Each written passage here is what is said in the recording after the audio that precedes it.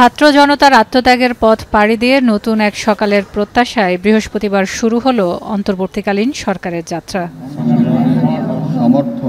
দ্রোহের আগুনে সে যাত্রায় যারা নেতৃত্ব দিয়েছিলেন তারা নির্ধারণ করেছেন বিজ্ঞ তরুণের মিশেলে এক দল। দেশ গড়তে সব জঞ্জাল ভেঙে নিজেদের স্বপ্নের সমান উঁচু এখন প্রত্যাশার চোখ। প্রধান উপদেষ্টার সেখানে যাকে প্রধান করা হয়েছে তিনি নিজ গুণে শীর্ষবিন্দুতে। বৃহস্পতিবার শপথের পর হাসপাতালে আহতদের দেখতে যাওয়া, মানুষকে আশ্বস্ত করে দেয়া ভাষণ, স্মৃতিসৌধ শহীদ মিনার ঘুরে ক্যাবিনেটের দায়িত্ব বন্টন, সবকিছু যেন গুছানো, সহজ এক কর্মঠ তরুণের মতো উজ্জ্বল। তোফায়েল আহমেদ বললেন, ঠিক এমন উদ্যম তিনি দেখেছেন বিশ্ববিদ্যালয় জীবনে।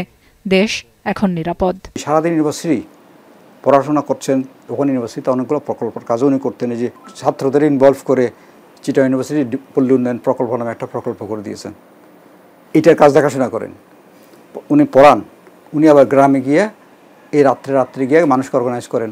এর লোকের থেকে যদি আপনি ডেলিভারি না পান, এরকম কোনো দ্বিতীয় নেতা আমি দেখতে পাচ্ছি না যে এই লেভেলে গিয়ে আপনাকে ডেলিভার করতে পারবে। স্থানীয় সরকার বিশেষজ্ঞ অধ্যাপক তোফায়েল আহমেদ মনে করেন, সংসদ, আইন, সংবিধান, প্রশাসনিক ব্যবস্থা সাজিয়ে মানুষের প্রত্যাশা ও দীর্ঘমেয়াদী সিদ্ধান্ত নিতে হবে অন্তর্বর্তীকালীন সরকারকে। সেখানে মেয়াদের ক্ষেত্রে যে ব্যত্যয় ঘটবে তা মেনে নিতে হবে মানুষ ও কল্যাণ রাষ্ট্রের স্বার্থে। যেহেতু এটা এক ধরনের বিপ্লব, অভ্যুত্থান সরকারের এক ধরনের অন্য লেজিটিমেসি থাকে। এটা হচ্ছে জনম্যান্ডেট, পপুলার পাবলিক ম্যান্ডেট। এই পপুলার পাবলিক ম্যান্ডেটকে ধরেই কিন্তু কাজ করতে হবে। এটা হচ্ছে সাংবিধানিক দিকটার কথা বলছি। এখানে 3 মাস, 4 মাস, 6 মাস এইসব জিনিসগুলো অত্যন্ত ট্রিফলিং ম্যাটার। এগুলো নিয়ে সিরিয়াসলি এভাবে না ভেবে এটাকে ভাবতে হবে। উনি 1 বছরের একটা প্ল্যান দিন, এটা কতটুকু করতে পারেন, তাহলে বাড়াতে হবে। ওনাকে যদি সহায়তা করা হয় তাহলে কিন্তু উনি ডেলিভার করতে পারবেন। এটা অন্য যে কোনো তত্ত্বাবধায়ক সরকারের প্রধান যারা ছিলেন তারা একটা সেট জিনিসে এসছেন, সব কিছু পেয়েছেন, ইনস্টিটিউশন, গাড়ি বাড়ি, লোকজন, সেক্রেটারিয়েট, সচিব সব পেয়েছেন। উনি কিন্তু সব কিছু ছাড়া আসছেন, কিন্তু একটা বিধ্বস্ত অবস্থায় কিন্তু এসছেন। দেখবেন এগুলো 1 মাসের মধ্যে ঠিক করবেন। সংবিধানে 3 মাসের কথা বলা আছে। 3 মাসে তো আপনি কিছুই করতে পারবেন না, এটা সম্ভব না।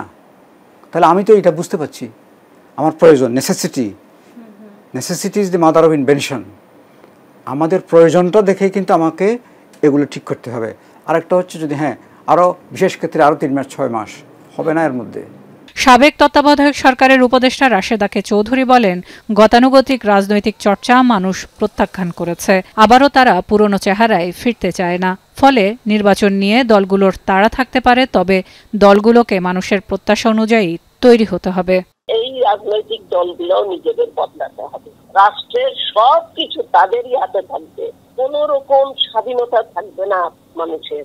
সাংবিধানিক স্বাধীনতা, বাক স্বাধীনতা, এই জমায়েত করার স্বাধীনতা, এগুলো যদি মানুষের না থাকে, ভাত কাপড়ের স্বাধীনতা, তাহলে তো হবে না।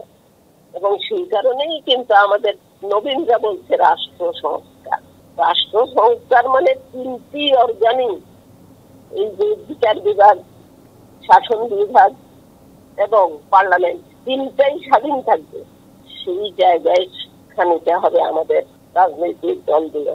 আমরা এমন একটা সরকার যেন ভবিষ্যতে পেতে পারি, সেই জন্য সব রকমের সাংবিধানিক এবং অ্যাডমিনিস্ট্রেটিভ পরিবর্তন আনা, যাতে করে আর কেউ কর্তৃত্ববাদী সরকারে রূপান্তরিত হতে না পারে। পপুলার ভোটে এসে যে কোনো ব্যক্তি যিনি দলের নেতৃত্ব দিচ্ছেন তিনি কোনো অবস্থায় 2 টার্মের বেশি করতে পারবেন না। অর্থনৈতিক দিক নিয়েও চ্যালেঞ্জ রেখে গেছে বিদায়ী সরকার। সেখানে সুষ্ঠু পরিস্থিতি ফেরাতে দেশে স্থিতিশীলতা প্রয়োজন। দেশের অভ্যন্তরে গুছিয়ে নেওয়ার সাথে সাথে আনুষ্ঠানিক খাতে রেমিটেন্স ফেরাতে প্রবাসী শ্রমিকদের জন্যও নিতে হবে কল্যাণমুখী নীতি ও উদ্যোগ।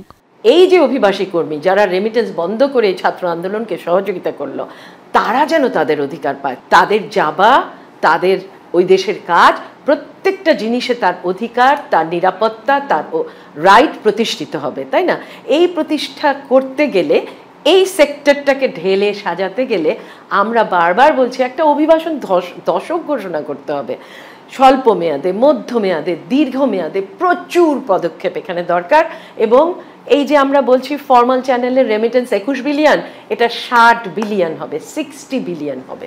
শাসন ও অর্থনীতি বিশ্লেষকরা মনে করেন শিক্ষাকেন্দ্রে রাজনীতিমুক্ত সুষ্ঠু পরিবেশ ফেরাতে হবে, কল্যাণকর চর্চায় ফেরাতে হবে প্রতিটি সেবা কাঠামোকে।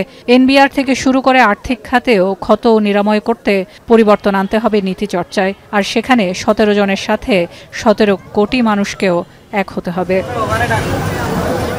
সেলিয়া সুলতানা, এখন, ঢাকা।